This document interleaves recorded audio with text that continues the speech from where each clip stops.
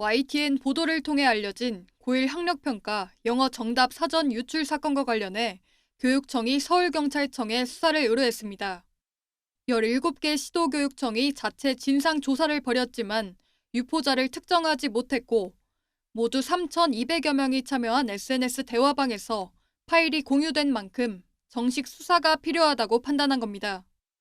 앞서 어제 치러진 고1 6월 학력평가 영어 영역 정답과 해설이 시험 시작 전인 낮 12시 반쯤부터 강사들이 모여있는 SNS 정보 공유방과 오픈 채팅방 등에서 여러 차례 공유됐습니다.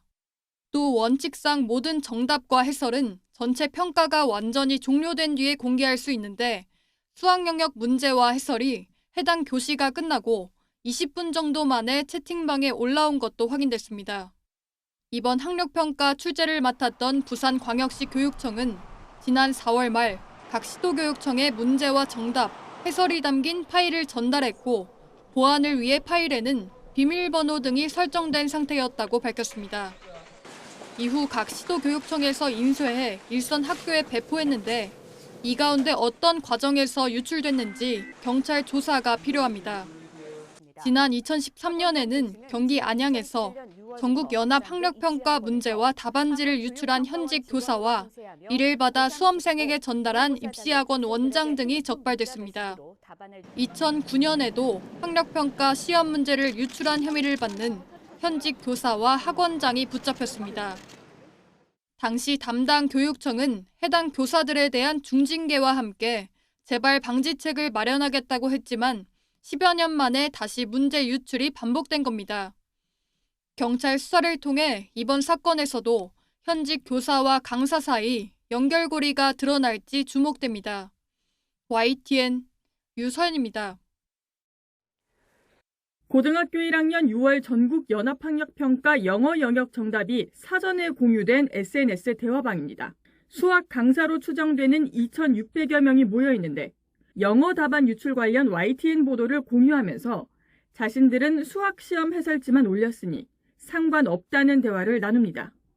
그런데 한 참여자가 앞서 공유된 수학 해설지에 아직 시험 시작 전이었던 영어 영역의 답안지가 포함된 사실을 알아차리고 파일을 지워야 할 것 같다고 말합니다.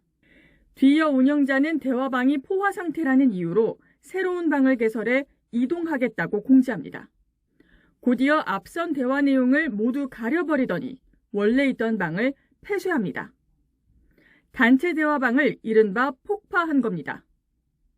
마찬가지로 600여 명이 모여있는 다른 대화방에서도 YTN 기사를 언급하며 문제가 된 파일을 삭제를 권유하는 모습이 포착됐습니다. 그런데 이런 행동은 자칫 증거인멸이 될 수 있다는 지적이 나옵니다.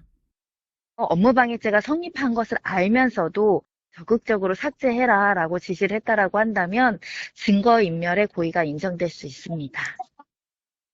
서울시교육청은 경찰에 수사를 의뢰하면서 YTN이 보도한 대화방의 존재를 확인했다고 밝혔습니다.